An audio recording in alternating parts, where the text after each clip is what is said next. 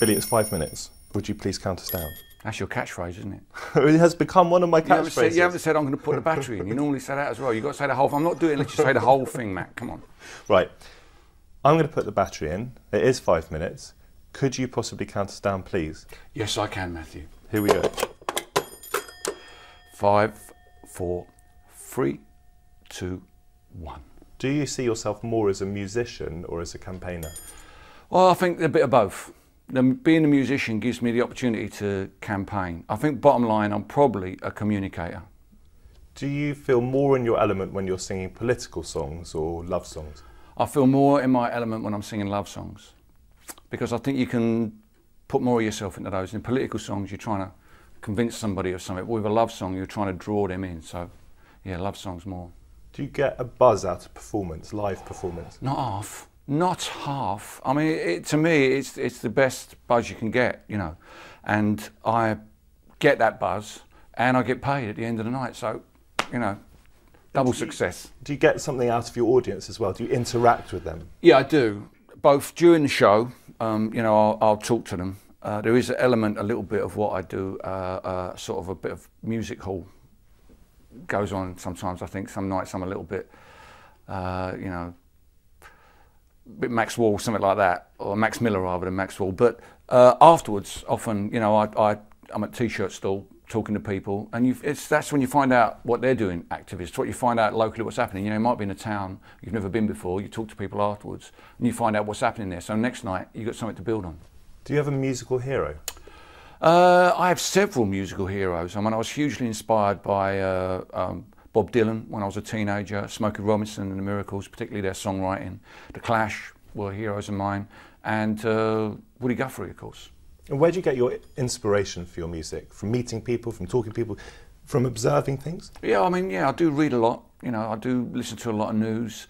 And I suppose the idea for a song comes from when you think of something that you haven't seen reflected somewhere else in the media, and you've got something to say. You know, the point of a song is to tell me something I don't know. There's no point in telling me something I already know. An interesting song to me tells me something new.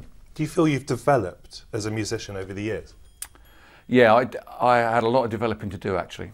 I don't really think of myself as a musician. A musician to me is someone who can play the piano and read music. You know, I'm a guitar player, and not a great one at that. But I make, you know, with the small tools I have at my disposal, I've managed to forge a career out of it. So I feel, yeah, I have developed. When did you first pick up a guitar? Well, I first learned to play when I was about 16 years old. The kid next door taught me. But before then, I've been, you know, goofing around with tennis rackets and stuff like that. I've actually been writing poems and songs since I was about 12. So you don't need to play to write. You know, getting the guitar just helped me to come up with tunes for the stuff I was writing. What did you think you'd end up being when you were a teenager? I wanted to do this job all through my teenage years. It seemed to me I was being educated to go and work in the car factory at Dagenham. Basically, I failed my 11 plus, and I needed to find a way out, and I couldn't box, and I wasn't good enough at football.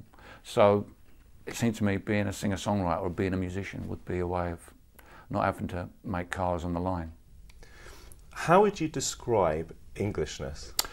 I think it's hard to describe Englishness, but I think if it's about anything, it's about where you are rather than where your parents or grandparents are from. And that's not just about Englishness, that would be the same with Irishness, Welshness, Frenchness, whatever.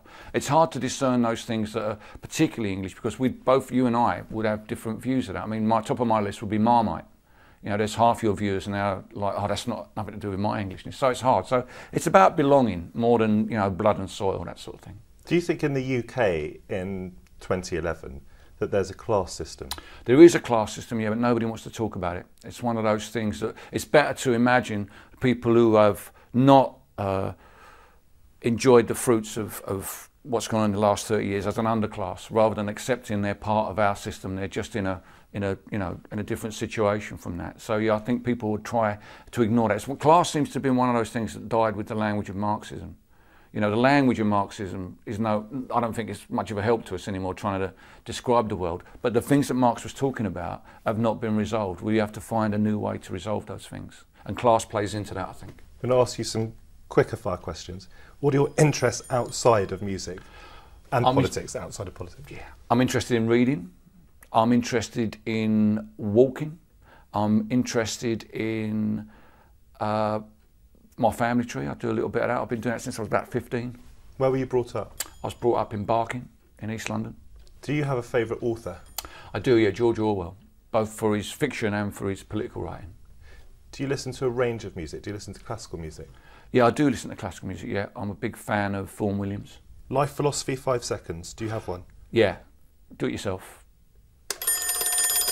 That's 5 minutes, Billy Bragg. Thanks very much. Didn't feel a thing.